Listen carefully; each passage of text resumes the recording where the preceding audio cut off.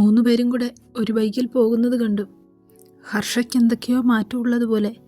ചിന്നൂട്ടിയോടും വലിയ കാര്യമാണിപ്പോൾ. അപ്പോഴേക്കും സുമിത്രയും വന്നു. അച്ചുമോളെ. അപ്പച്ചി, സുഖമല്ലേ മോക്ക്? അതെ അപ്പച്ചി. എവിടെയൊക്കെയോ ഒരു നഷ്ടബോധം അച്ചുവിനെ കാണുമ്പോൾ സുമിത്രയ്ക്ക് തോന്നി. എല്ലാത്തിനും കാരണം തൻ്റെ സ്വാർത്ഥതയാ. ഇപ്പോൾ പണമുണ്ട്, എന്നാൽ മക്കളെ ഓർത്ത് മനസ്സമാധാനം നഷ്ടപ്പെട്ടിരിക്കുന്നു. ഹരിതേച്ചി പിന്നെ വന്നോ അപ്പച്ചി? ഇല്ല മോളെ, അവളും ദീപുവിൻ്റെ കൂടെ ഓഫീസിൽ പോകാൻ തുടങ്ങി. ഹർഷയോടും അടുത്ത ദിവസം മുതൽ ഹരിയുടെ ഒപ്പം ചെല്ലാനാ പറഞ്ഞിരിക്കുന്നത് ദീപു. അത് നല്ലതല്ലേ? ഹർഷയെ നോക്കി അച്ചു ചോദിച്ചു. അമ്മമാർ രണ്ടും അടുക്കളയിൽ നിന്നു. രേഷ്മയും ചിന്നൂട്ടിയും ഹർഷയും അച്ചുവും കൂടെ ഹാളിലേക്ക് വന്നിരുന്നു. അച്ചു, ഹർഷ പതിഞ്ഞ ശബ്ദത്തിൽ വിളിച്ചു. സോറി, ഒരുപാട് വിഷമിപ്പിച്ചിട്ടുണ്ടെന്നറിയാം. ഏട്ടൻ. സാരമില്ല. ബാക്കി പറയാൻ അവളെ അനുവദിക്കാതെ അവളുടെ കരം കവർന്നുകൊണ്ട് പറഞ്ഞപ്പോൾ അവളുടെ കണ്ണുകൾ നിറഞ്ഞു. അരമണിക്കൂർ കഴിഞ്ഞപ്പോൾ പോയ ബൈക്ക് മുറ്റത്തേക്ക് വന്ന ശബ്ദം കേട്ടു. മൂന്നുപേരും കൂടെ ബൈക്കിൽ നിന്നിറങ്ങി. അരവിന്ദ് സിറ്റൗട്ടിലിരിക്കുന്ന അച്ഛൻ്റെ കയ്യിൽ ഒരു ചെറിയ കുപ്പി കൊണ്ട് കൊടുത്തു. അച്ഛന്മാർക്കുള്ളതേ. എന്നിട്ട് അരവിന്ദ് നേരെ നോക്കുന്നത് ഹാളിലേക്കാണ്. ചിന്നൂട്ടി ഒഴികെ ബാക്കി മൂന്നുപേരും കണ്ടെന്നറിഞ്ഞപ്പോൾ അവനൊരു ചമ്മൽ. പെട്ടെന്ന് തന്നെ ഇറങ്ങിപ്പോവുകയും ചെയ്തു. കിട്ടിയ സാധനം സുശീലൻ മുണ്ടിനിടയിലൂടെ വയറിൽ തിരികി ഹരിയുടെ അച്ഛനുമായി അകത്തേക്ക് കയറി. അവർ റൂമിലിരുന്നേ കഴിക്കൂ. ശിശിരേ, കുറച്ച് തണുത്ത വെള്ളം ഇങ്ങെടുത്തേ. പോകുന്ന പോക്കിൽ സുശീലൻ വിളിച്ചു പറഞ്ഞു. കുറച്ചു കഴിഞ്ഞപ്പോൾ അശ്വത്തകത്തേക്ക് കയറി വന്നു. ഡീ, നിനക്കൊക്കെ ബിയർ വേണോ? ഞങ്ങൾക്കെങ്ങും വേണ്ട, അച്ചു പെട്ടെന്ന് പറഞ്ഞു. വേണ്ട വേണ്ട പറഞ്ഞിട്ട് ടേബിളിൽ നേരത്തെ വാങ്ങി വെച്ചിരുന്ന ഉഴുന്നുവട എടുത്ത് 4 പേർക്കുമായി കൊടുത്തു. മിച്ചർ പാക്കറ്റും എടുത്ത് പോകാൻ തുടങ്ങിയപ്പോൾ അരവിന്ദ് ഹരിയും കൂടെ അകത്തേക്ക് കയറി വന്നു. അരവിന്ദ് അച്ചുവിന് അരികിൽ വന്ന് നിന്നെങ്കിലും അവൾ മൈൻഡ് ചെയ്തില്ല. തൻ്റെ കയ്യിലിരുന്ന ഉഴുന്നുവട കുറച്ച് മുറിച്ചെടുത്ത് വായിലേക്ക് വെച്ചു. നോക്കിയപ്പോൾ കണ്ണു നിറുക്കി കാണിച്ചു. ഹരി. ചിന്നൂട്ടി എഴുന്നേറ്റ് ഹരിയുടെ കയ്യിൽ തൂങ്ങി. മോളെ രേഷു, ഏട്ടൻ 2 ബിയർ അടിക്കുവാണേ. അശ്വത്ത് രേഷ്മയെ നോക്കി പറഞ്ഞപ്പോൾ അവൾ കണ്ണും മിഴിച്ചു നോക്കി. അവളുടെ നോട്ടം കണ്ടപ്പോൾ അശ്വത്തും ബാക്കി എല്ലാവരും ചിരിച്ചു. അരവിന്ദ് ഹർഷയെ നോക്കാനോ സംസാരിക്കാനോ ഒന്നും പോയില്ല. എന്തെല്ലാം പറഞ്ഞ് നാണം കെടുത്തിയതാ. പലചരക്ക് കടക്കാരൻ എന്നൊക്കെ പറഞ്ഞ് നാണം കെടുത്തിയിട്ടില്ലേ. വാടാ. അശ്വത്ത് മിച്ചറും എടുത്ത് പുറത്തേക്ക് പോയപ്പോൾ വിളിച്ചു. ചിന്നൂട്ടി ഇവിടെ നിന്നോ, ഹരി പുറത്തുണ്ടേ. ഹരി ചിന്നൂട്ടിയുടെ കൈ അടർത്തി മാറ്റി പറഞ്ഞു. മോളെ രേഷു. അശ്വത്ത് വാതുക്കൽ ചെന്ന് നിന്ന് വീണ്ടും വിളിച്ചു. അച്ചു ചിരി കടിച്ചു പിടിച്ച് നിന്നു. അശ്വത്ത് അവളെ നന്നായി വാരുന്നുണ്ട്. അവൾ മുഖം കൂർപ്പിച്ച് കാണിച്ചു. നിന്റെ ഏട്ടൻ ഇത് എന്തിൻ്റെ സുഖേടാടി? രേഷ്മ മുഖം കൂട്ടി ചോദിച്ചു. അശ്വത്തേട്ടൻ അങ്ങനെയാടി, ചുമ്മാ കളിപ്പിക്കാൻ. ഹർഷയാണ് പറഞ്ഞത്. ഇവർ നന്നായി കുടിക്കുവോടി? രേഷ്മ മുറ്റത്തേക്കൊന്ന് ഒത്തി നോക്കി ചോദിച്ചു. വല്ലപ്പോഴും. കുറച്ചു കഴിഞ്ഞപ്പോൾ അശ്വത്ത് പാട്ടും തുടങ്ങി. അതിന് പിന്നാലെ ഹരിയും തുടങ്ങും. അരവിന്ദ് അന്നും ഇന്നും സൈലൻ്റാണ്. എടാ, എനിക്കിത് മതി. ഒരനുഭവം കൊണ്ട് അവന് മതിയായിരിക്കുക. അശ്വത്ത് ഹരിയെ കളിയാക്കി പറഞ്ഞു. പിന്നെ ഒന്ന് പോടാ. അപ്പോൾ നീ പേടിച്ചിട്ടല്ല? ചോദിച്ചിട്ട് അശ്വത്ത് ബിയർ കുപ്പി വായിലേക്ക് കമഴ്ത്തി. അഭിമാനത്തിന് ക്ഷതമേറ്റപ്പോൾ ഹരി കുടിച്ചു ബാക്കി വെച്ചിരുന്ന കുപ്പിയെടുത്ത് വായിലേക്ക് ഒഴിച്ചു. എനിക്ക് മതി. ഒരു കുപ്പി കുടിച്ചു കഴിഞ്ഞപ്പോൾ അരവിന്ദ് പറഞ്ഞു.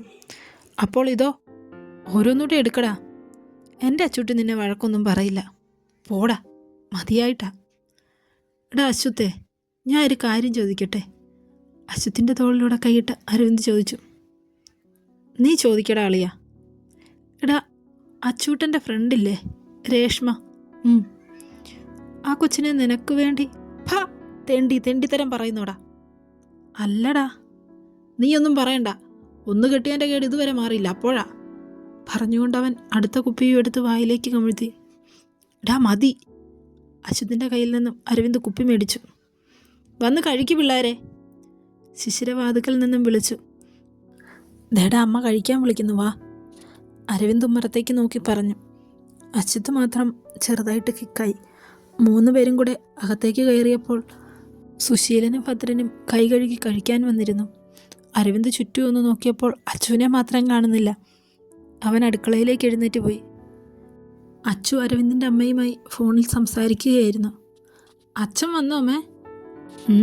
വന്നു. നിങ്ങൾ കഴിച്ചോ? കഴിക്കാൻ പോവാ. അമ്മ കഴിച്ചോ? നേരത്തെ കഴിച്ചു. നാളെ എപ്പോഴാ അച്ഛൻ നിങ്ങൾ വരുന്നത്? ഞങ്ങൾ രാവിലെ അങ്ങ് പോകാമെന്നോർത്താ. തലേന്ന് നേരത്തെ ചെന്നില്ലെങ്കിൽ പിന്നെ സുഭദ്രയ്ക്ക് അത് മതി. നാളെ ഉച്ചയാകുമ്പോൾ പോകാമെന്ന് അരവിന്ദേട്ടൻ പറഞ്ഞത്. ലീവ് കിട്ടിയോ കൊച്ചെ നിനക്ക്? ആ കിട്ടിയമ്മേ. എങ്കിൽ ശരി, കഴിച്ചിട്ട് നേരത്തെ കിടന്നോ. ശരിയമ്മേ. അച്ചു ഫോൺ കട്ടാക്കി തിരിഞ്ഞപ്പോൾ പിന്നിൽ അരവിന്ദ്. പെട്ടെന്ന് കണ്ടപ്പോൾ അവൾ ഞെട്ടിപ്പോയി. പേടിച്ചു പോയല്ലോ അരവിന്ദേട്ടാ. മുഖത്ത് നോക്കാതെ പറഞ്ഞപ്പോൾ ഇരുകൈയും സ്ലാബിൽ കുത്തി അവൾക്ക് തടസ്സം നിന്നു. മാറരവിന്ദേട്ടാ. എന്താ ചൂട്ടാ പിണക്കം പോലെ? അവളുടെ മുഖത്തേക്ക് മുഖം അടുപ്പിച്ച് ചോദിച്ചു. പിണക്കമൊന്നുമില്ല, അവരൊക്കെ അവിടെ ഇരിക്കുക. മാറ്. കുടിച്ചോണ്ട് പിണക്കമാണോ? ഇല്ല രവീന്ദേട്ടാ. പിന്നെന്താ? പിന്നെ കുന്തം. പിന്നിലേക്ക് പിടിച്ച് തള്ളിയപ്പോൾ കൈ ഇടുപ്പിലൂടെ ചുറ്റിപ്പിടിച്ച് ചേർത്തങ്ങ് പിടിച്ചു. അച്ചു. ഹർഷ അച്ചുവിനെ വിളിച്ചുകൊണ്ട് അടുക്കളയിലേക്ക് വന്നതും അരവിന്ദ് അച്ചുവിനെ ചേർത്ത് പിടിച്ച് നിൽക്കുന്ന കണ്ട് വന്നതുപോലെ തിരിച്ചുപോയി. ഈ അരവിന്ദേട്ടൻ വാ. ഹർഷ പോകുന്നത് നോക്കി പറഞ്ഞ് അവൾ അരവിന്ദിനെ നോക്കി. അവിടെ ഒരു കുലുക്കവുമില്ല. അടുക്കളയിൽ നിന്ന് തന്നെ കൈ കഴുകി പോകുന്ന കണ്ടു. പിന്നാലെ കൈ കഴുകി അച്ചുവും പോയി. ആണുങ്ങളെല്ലാം ഡൈനിങ് ടേബിളിലിരുന്നു. ചിന്നൂട്ടിയും ഹർഷയും രേഷ്മയും വിളമ്പി അച്ചുവിനെ നോക്കി സെറ്റിയിലിരുന്നു. വാടി. രേഷ്മ കയ്യിലിരുന്ന ഒരു പ്ലേറ്റ് അച്ചുവിന് നേരെ നീട്ടി. അമ്മേ, അപ്പച്ചി എടുത്തോണ്ട് വാ, ഇവിടെ ഇരിക്കാം. അവരും കഴിക്കാനെടുത്തോണ്ട് വന്ന് പെണ്ണുങ്ങൾ കൈകിലിരുന്നു. എല്ലാവരും കൂടെ ഇരുന്ന് കഴിക്കുന്നതുകൊണ്ടാവും അരവിന്ദ് പങ്കും കൊണ്ട് വരാതിരുന്നത്. കഴിച്ചു കഴിഞ്ഞതേ ആണുങ്ങളെല്ലാം ഉമ്മറത്തേക്കിറങ്ങി. പെണ്ണുങ്ങളെല്ലാം പാത്രം കഴുകാനും അടുക്കിപ്പെറുക്കാനും ഒക്കെയായിട്ട് നീങ്ങി. കുറച്ചു കഴിഞ്ഞപ്പോൾ ചിന്നൂട്ടി ഉറക്കം വരുന്നുവെന്ന് പറഞ്ഞ് ഹരിയെ വിളിച്ചുകൊണ്ട് പോയി. പിന്നാലെ ഹർഷയും സുമിത്രയും പോയി. ശിശിര കുറച്ച് റൈസും ചിക്കനും ഒക്കെ എടുത്ത് പാത്രത്തിലാക്കി കൊടുത്തു വിട്ടു. എല്ലാം കഴിഞ്ഞപ്പോൾ രേഷ്മ റൂമിലേക്ക് പോയി. അച്ചുവും റൂമിലേക്ക് പോയി ഡോർ ചാരി കുളിക്കാൻ കയറി. കുളി കഴിഞ്ഞ് തല തുവർത്തി ഇറങ്ങി വരുമ്പോൾ അരവിന്ദ് റൂമിലേക്ക് കയറി വന്നു. പലാസോയും ബനിയനുമാണ് അവളുടെ വേഷം. അച്ചുവിനെ ഒന്ന് നോക്കി ഡോർ ലോക്ക് ചെയ്തു. കള്ളച്ചിരിയോടെ അവളുടെ അരികിലേക്ക് നടന്നു വന്നു. തല തോർത്ത് വിരിച്ചിട്ട് കണ്ണാടിയുടെ മുന്നിൽ വന്ന് നിന്നു. അല്പം കുങ്കുമം എടുത്ത് നെറുകയിലിട്ടു. അപ്പോൾ തന്നെ അവനവളെ പിന്നിലൂടെ മുറുക്ക പുണർന്നു. പുഞ്ചിരിച്ചുകൊണ്ട് അച്ചു കയ്യിലിരുന്ന കുങ്കുമം തിരികെ വെച്ചു. അവളുടെ പുറം മറിഞ്ഞു കിടന്നിരുന്ന തലമുടി അരവിന്ദ് വകഞ്ഞ് ഒരു സൈഡിലേക്കിട്ടു. പിൻകഴുത്തിൽ അമർത്തി ചുംബിച്ചു. അവളുടെ ശരീരത്തിലൂടെ ഒരു തരിപ്പ് കടന്നുപോയത് അവൾ അറിഞ്ഞു. അച്ചൂട്ടാ. മന്ത്രണം പോലെ കാതിൽ മെല്ലെ വിളിക്കുന്നു. രാവിലെ പറഞ്ഞ ബർത്ത്ഡേ ഗിഫ്റ്റ് ഇപ്പം തന്നേക്കെ. ചോദിക്കട്ടെ? വേണം. അവളെ നേരെ നിർത്തി താഴ്ന്നിരുന്ന അവളുടെ മുഖം ഉയർത്തി കണ്ണിലേക്ക് നോക്കി. തൻ്റെ നോട്ടം കണ്ടിട്ട് മുഖം അങ്ങോട്ടും ഇങ്ങോട്ടും വെട്ടിച്ച് കുസൃതിയോടെ മീശത്തുമ്പ് കടിച്ചു പിടിച്ച് ചിരിച്ചു. എങ്കിൽ വേണ്ട, ഞാൻ ചോദിക്കുന്നില്ല, ഞാൻ എടുത്തോളാം പറഞ്ഞുകൊണ്ട് അവളെ മുറുക്ക പുണർന്നു. പൂർത്തിയാക്കാതെ തുടങ്ങി വെച്ചൊരു കാര്യം നമുക്കിടയിലുണ്ട്. പൂർത്തിയാക്കിക്കോട്ടെ. അരവിന്ദിൻ്റെ പ്രണയത്തോടെയുള്ള വാക്കുകൾ പോലും അവളുടെ അടിവയറ്റിൽ എന്തോ ഒരാളൽ പോലെ. കാറിപ്പൊളിക്കല്ലേ അച്ചൂട്ടാ. നീയും മാരേജ് കോഴ്സിന് വന്നപ്പോൾ കേട്ടതല്ലേ. തുടക്കത്തിൽ ചില ബുദ്ധിമുട്ടുകളൊക്കെ ഉണ്ടാകും. നിനക്ക് മാത്രമല്ല, എനിക്കും. അതങ്ങ് മാറും. അരവിന്ദിൻ്റെ സാമീപ്യം അവളും ഏറെ ആഗ്രഹിക്കുന്നുണ്ട്. അകന്നു മാറി ബെഡിലിരുത്തി അവനും അടുത്തിരുന്നു. ആ മുഖത്തേക്ക് നോക്കാനുള്ള ജാള്യതയിൽ അവൾ മുഖം താഴ്ത്തി. മുഖം പിടിച്ചുയർത്തുമ്പോൾ വല്ലാത്തൊരു വശ്യതയോടെ മുഖത്തേക്ക് നോക്കി. ആ മിഴികളിലേക്ക് നോട്ടം എത്തിയപ്പോൾ പരസ്പരം പിൻവലിക്കാതെ ഇരുവരും മിഴികളിൽ തന്നെ നോക്കിയിരുന്നു. അരവിന്ദിൻ്റെ കൈ അവളുടെ കവിളിനെ തഴുകി. കഴുത്തിലേക്കിറങ്ങിയതും അവൾ കഴുത്തുമടക്കി. കണ്ണുകൾ അടച്ചുപോയി. ശരീരം വല്ലാതെ കുളിര് കോരുന്നത് പോലെ. ഡോറിൽ മുട്ടുന്ന കേട്ട് പെട്ടെന്ന് കണ്ണുകൾ വലിച്ചു തുറന്നു. അരവിന്ദ് കൈയും പിൻവലിച്ച് ഡോറിലേക്ക് നോക്കി. എന്നിട്ട് അച്ചുവിനെയും. പിന്നെയും ഡോറിൽ മുട്ടുന്ന ശബ്ദം കേട്ട് അരവിന്ദ് എഴുന്നേറ്റ് ഡോറിനരികിലേക്ക് പോയി. പുറകെ അച്ചു. ഡോർ തുറന്നപ്പോൾ ദേ മുന്നിലൊരു അശ്വത്തേട്ടൻ, നല്ല പൂസും. എന്താടാ? അരവിന്ദ് ചോദിച്ചു. ഒന്നും മിണ്ടാതെ അരവിന്ദിനെ മറികടന്ന് അശ്വത്ത് അകത്തേക്ക് കയറി. അച്ചൂട്ടി വാ, നമുക്ക് കിടന്നുറങ്ങാം. അരവിന്ദേ, നീയും വാ. ഡാ അത് അരവിന്ദ് ഏട്ടന് കൈ കൊടുത്ത് എന്തോ പറയാൻ വന്നിട്ട് നെറ്റി ചുളിച്ച് അച്ചുവിനെ നോക്കി. അച്ചു പെട്ടെന്ന് നോട്ടം മാറ്റി. എത്ര ദിവസമായി അച്ചൂട്ടാ നീ ഏട്ടൻ്റെ അടുത്ത് കിടന്നിട്ട്? അശ്വത്തിൻ്റെ കണ്ണൊക്കെ അടഞ്ഞടഞ്ഞു പോകുന്നുണ്ട്. നീ പിന്നെ എടുത്തു പോയി കുടിച്ചല്ലേ? അരവിന്ദ് ചോദിച്ചപ്പോൾ അശ്വത്ത് നന്നായി ചിരിച്ചു. അരവിന്ദേ വാ, ഇവിടെ ഇരിക്കെ, പറയട്ടെ. അരവിന്ദിൻ്റെ കയ്യിൽ പിടിച്ച് വലിച്ച് അശ്വത്ത് ബെഡിലേക്കിരുത്തി. വാ മോളെ. മറു സൈഡിൽ അച്ചുവിനെയും പിടിച്ചിരുത്തി. എടാ, നീ എൻ്റെ കൊച്ചിനെ കരയിച്ചേക്കരുത് കേട്ടോ. എൻ്റെ മോളായിട്ടാണ് ഞാൻ വളർത്തിയത്. നീ ഇവളെ വിഷമിപ്പിച്ചാൽ പിന്നെ നിന്നെ ഞാൻ തട്ടും. ഒരുവിധം ഒന്ന് സെറ്റാക്കി വരും, അപ്പോഴേക്കും കയറി വന്നേക്കും. എനിക്കിതിനൊന്നും വിധിയില്ല. അരവിന്ദിരുന്ന് പിറുപിറുത്തു. അച്ചു ചിരിക്കുന്നത് കൂടെ കണ്ടപ്പോൾ അവനവളെ നോക്കി കണ്ണുരുട്ടി. അശ്വത്ത് അപ്പോൾ തന്നെ ബെഡിലേക്ക് വീണു. ഇടയ്ക്കെന്തൊക്കെയോ പിച്ചും പേയും പറയുന്നു. കുഞ്ഞിനെ നഷ്ടപ്പെട്ട കാര്യമാ. അവളെൻ്റെ കുഞ്ഞിനെ കൊന്നു കളഞ്ഞടാ.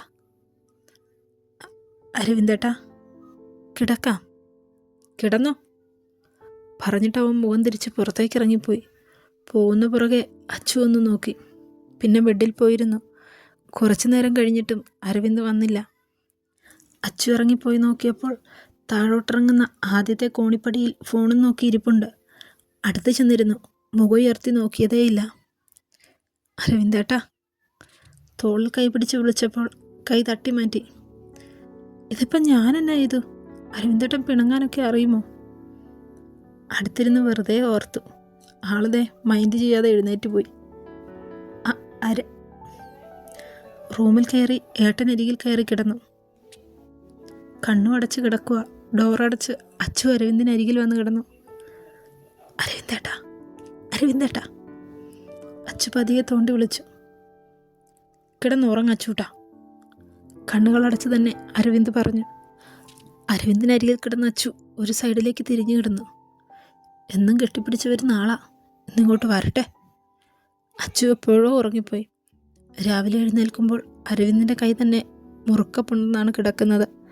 കൈയെടുത്ത് മാറ്റി വാഷ്റൂമിലേക്ക് കയറി ഫ്രഷായി താഴേക്ക് പോയി. ശിശിര അടുക്കളയിൽ രാവിലത്തെ കാപ്പിക്കുള്ള പണിയിലാണ്. രേഷ്മയുണ്ട്.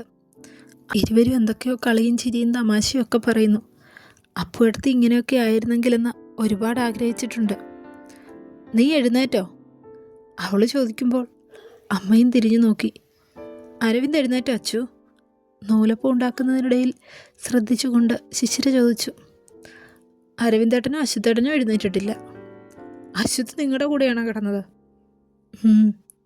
രേഷ്മ ചിരിച്ചു. ഈ ചെറുക്കൻ്റെ ഒരു കാര്യം അരവിന്ദ് എന്ത് വിചാരിച്ചു കാണും? അച്ചു മറുപടിയൊന്നും പറയാതെ ചുമ്മാ അവർക്കരികിൽ നിന്നതേ ഉള്ളൂ. ഒന്നിനും ഒരു സുഖവും ഇല്ലാത്ത പോലെ. അശ്വത്ത് ഉണരുമ്പോൾ അടുത്ത് കിടക്കുന്ന അരവിന്ദിനെയാണ് കാണുന്നത്. കണ്ണൊന്നുകൂടെ അവൻ ചിമ്മി തുറന്നു. പിന്നെ ചുറ്റും ഒന്ന് നോക്കി. അച്ചുവിൻ്റെ റൂം. ഡാ! അശ്വത്തിൻ്റെ ഒറ്റ വിളിയിൽ അരവിന്ദ് ചാടി എഴുന്നേറ്റു. എന്താടാ? ഡാ, ഞാനെങ്ങനെ ഈ റൂമിൽ വന്നത്? ഞാൻ വിളിച്ചോണ്ട് വന്നതാ നിന്നെ, പോരെ? അത് പറ. ഞാൻ ഓർക്കുകയും ചെയ്തു. അശ്വത്ത് തൻ്റെ ആലോചനയ്ക്കൊരു ഉത്തരം കിട്ടിയ ആശ്വാസത്തിൽ എഴുന്നേറ്റു. വാഷ്റൂമിലേക്ക് കയറി. ഇരുവരും ഒരുമിച്ചാണ് താഴേക്ക് ഇറങ്ങിച്ചെന്നത്. രണ്ടുപേരും ഇറങ്ങി വരുമ്പോൾ സുശീലൻ പത്രം വായിക്കുന്നുണ്ട്. അശ്വത്ത് അടുക്കളയിലേക്ക് നടന്നു. പുറകെ അരവിന്ദും. അമ്മ ചായ. അശ്വത്തിൻ്റെ ശബ്ദം കേട്ടാണ് അച്ചു തലയുയർത്തി നോക്കിയത്.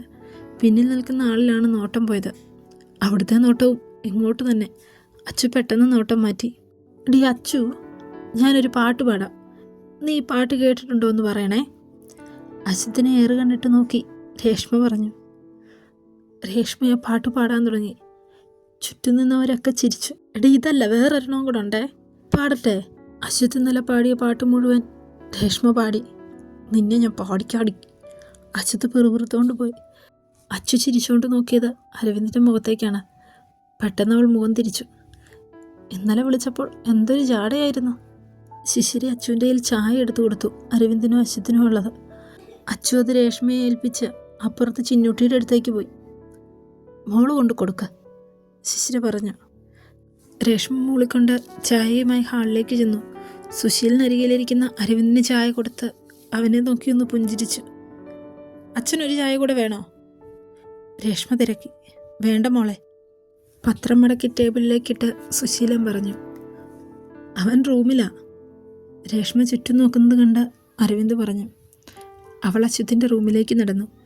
കോണിപ്പടി കയറി അശ്വത്തിൻ്റെ റൂമിൻ്റെ വാതിക്കലെത്തി റൂം തുറന്നു കിടക്കുന്ന കണ്ട് അകത്തേക്ക് കയറി. ബെഡിൽ ഫോണിൽ തോണ്ടി കിടപ്പുണ്ട്. ഇതാ ചായ. അവളുടെ ശബ്ദം കേട്ട് അവൻ മുഖമൊന്ന് തിരിച്ചു നോക്കി. എന്തേ, ഇന്നലത്തെ ഹാങ് ഓവർ മാറിയില്ലേ? ഇനി ചായ അല്ലാതെ വേറെന്തേലും വേണോ? വേണം. നീ വല്ലതും മേടിച്ചു വെച്ചിട്ടുണ്ടോ? എൻ്റെ ഇന്നലത്തെ ഹാങ് ഓവർ അങ്ങ് മാറിയുമില്ല. നിന്നെ ഒന്ന് നന്നായിട്ട് കാണാൻ ഞാൻ ഇരിക്കുമായിരുന്നു. അശ്വത്ത് എഴുന്നേറ്റു. നീ എന്നെ കളിയാക്കും അല്ലേടി? അവളുടെ കയ്യിൽ നിന്ന് ചായ വാങ്ങി ടേബിളിൽ വെച്ച് അവളുടെ കയ്യിൽ പിടിച്ച് തിരിച്ചു. അയ്യോ, വേദനിക്കുന്നു. അശ്വത്തേട്ടാ, വിട് പ്ലീസ്. ഇനി എന്നെ കളിയാക്കുമോ? ഇല്ല, സത്യം. അവളുടെ കണ്ണുകൾ നിറഞ്ഞ് കരയുന്നത് പോലെ ആയപ്പോൾ അവൻ കൈവിട്ടു. വേദനിച്ചോ? സോറി. ഒന്നും മിണ്ടാതെ അവൾ റൂമിന് പുറത്തേക്കിറങ്ങി. അശ്വത്തിനും വല്ലാതായി. വാതിക്കൽ നിന്ന് അവളുടെ ശബ്ദം കേട്ട് അവൻ തലതിരിച്ചു നോക്കി. നാക്ക് നീട്ടി 2 കൈയും ഉയർത്തി തലയിൽ കൊമ്പ് വയ്ക്കുന്ന പോലെ കാണിച്ചു. അവളുടെ കളി കണ്ട് അശ്വത്തും ചിരിച്ചുപോയി. ഓടി അവൾക്കരികിലേക്ക് വന്നു. അവൻ പാഞ്ഞു വരുന്ന കണ്ട് ഓടിപ്പോകാൻ ശ്രമിച്ച അവളെ കയ്യിൽ പിടിച്ച് അവൻ നിർത്തി. സോറി. ശരിക്കും വേദനിച്ചോ? ഇല്ല അശ്വത്തേട്ടാ. അതെന്താ വേദനിക്കാത്തെ? ഇതിലും വലിയ വേദന സഹിച്ചിട്ടുള്ള എനിക്ക് ഇതൊക്കെ ഒരു വേദനയാണ് അശ്വത്തേട്ടാ. പറയുമ്പോൾ അവളുടെ ശബ്ദം ഇടറിയിരുന്നു. അശ്വത്ത് അവളുടെ കയ്യിൽ നിന്നും പിടിവിട്ടു. അവളുടെ കണ്ണുകൾ നിറഞ്ഞപ്പോൾ അശ്വത്തിൻ്റെയും കണ്ണുകൾ നിറഞ്ഞു. അവൾ പുറത്തേക്ക് ഇറങ്ങിപ്പോയി. പിന്നെ അശ്വത്തേട്ടാ, പാട്ട് സൂപ്പർ. ഒന്നുകൂടെ പാടുമോ? ഡീ. അയ്യോ. അവൾ ഓടിപ്പോകുന്നത് കണ്ട് ഏണിന് കൈ കൊടുത്ത് അശ്വത്ത് ഒരു ചിരിയോടെ നോക്കി നിന്നു.